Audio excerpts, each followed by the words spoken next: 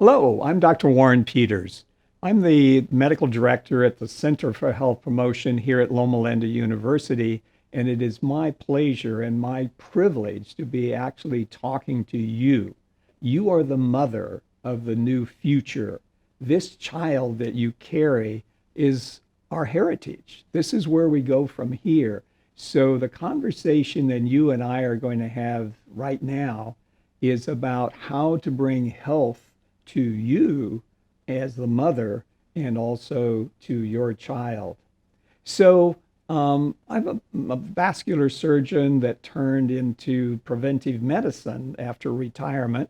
And now I study the genetics of obesity, kind of what makes some of us heavy and someone makes us thin. It's very much based on my personal story. So, as you can see, I'm quite thin, but my two brothers are heavy. They're over 300 pounds, and they took after my heavy father that sadly passed away at age 54 of obesity, and I took after my skinny mother. So there's a little bit of the luck of the draw here, and this is the biology that I want to talk to you about this moment.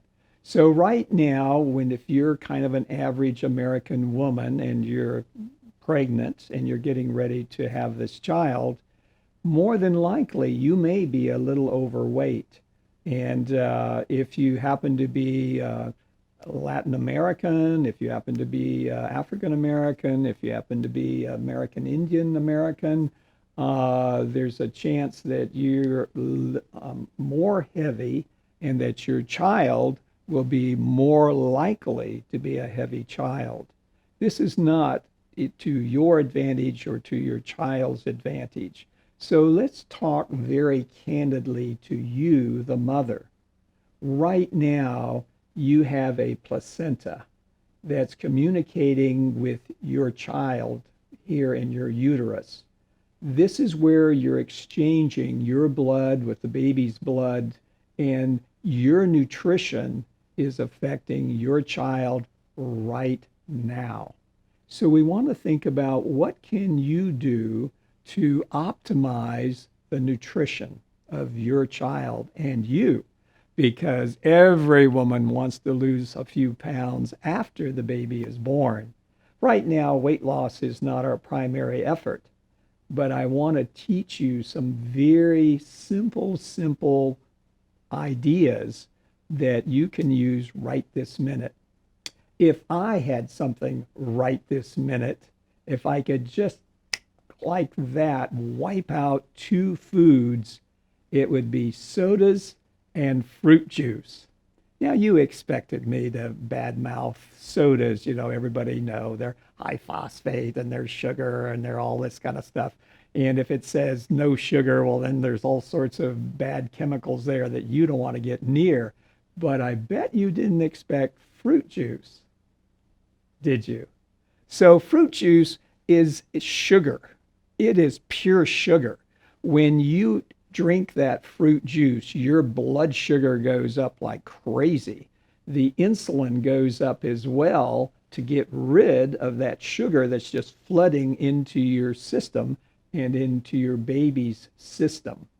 So when people say eat your fruits and vegetables, the very best fruit that you can eat is an avocado. The second best are berries because their impact on your blood sugar, therefore your insulin, is quite low.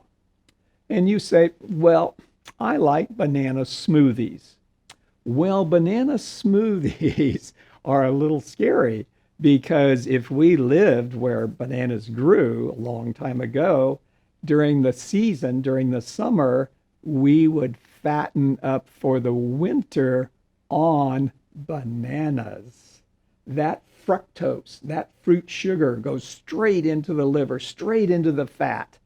And now, because the Industrial Revolution, we have bananas year round. And aren't those smoothies wonderful? But if you do one of those vegetable smoothies, with some berries and some kale and some of those kind of things, that's good nutrition for you. And if you eat a whole orange or you eat a whole apple, that's good, but not fruit juice. Now, this placenta that we're talked about is also making a hormone called progesterone.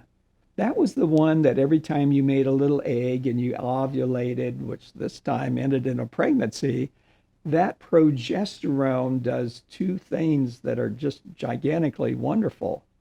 It upregulates thyroid function and it mobilizes fat.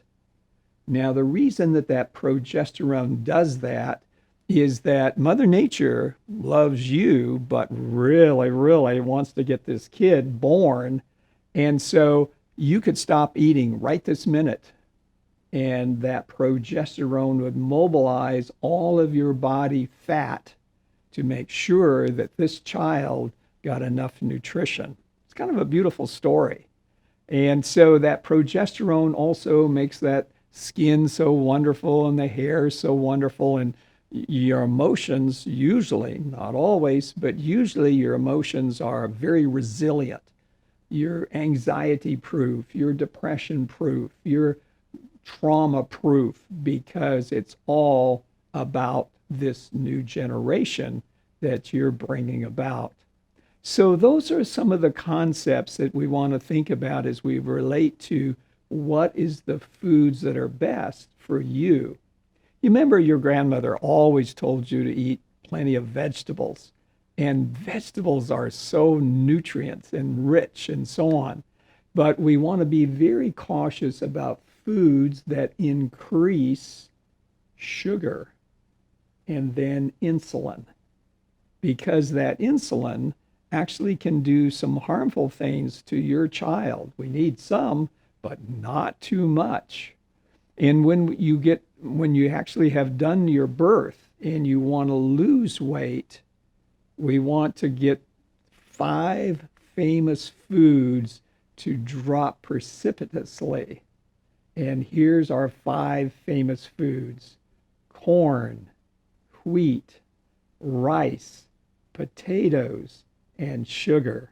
Those 5 foods, and my patient this morning said to me, "Well, Dr. Peters, aren't those the 5 food groups? Corn, wheat, rice, potatoes, sugar?" All of these foods are high glycemic.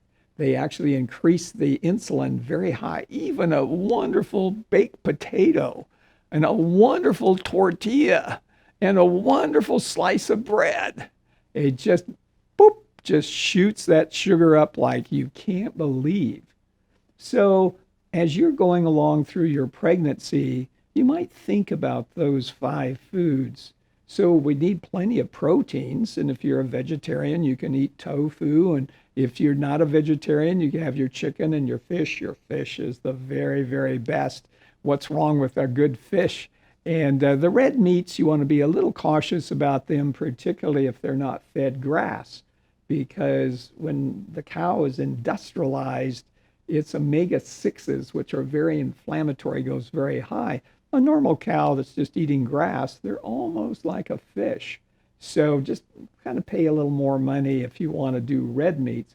But your white meats, your chicken, your turkey, your fish, and that's your protein with tons of vegetables, but no sodas and no fruit juices. And your favorite fruit is avocado.